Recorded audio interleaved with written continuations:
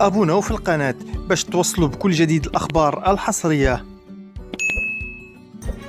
أبدى المعلق الرياضي القطري الشهير يوسف سيف امتعاضه من خسارة منتخب بلاده أمام الإكوادور ب2-0 في افتتاح بطولة كأس العالم التي تحتضنها قطر.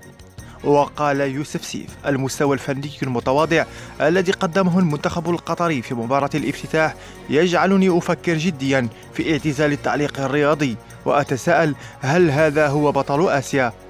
وأشار المعلق القطري الشهير يوسف سيف إلى روعة الحفل والحضور الرسمي الكبير على مختلف الأصعدة في ملعب البيت الذي احتضن اللقاء وسط حضور 60,000 متفرج. لكن كان ينقص المنتخب القطري الحضور الجيد وتقديم مستوى يليق ببطل آسيا ومستضيف الحدث الرياضي الأول عالميا. تابوناو في القناة باش توصلوا بكل جديد الأخبار الحصرية.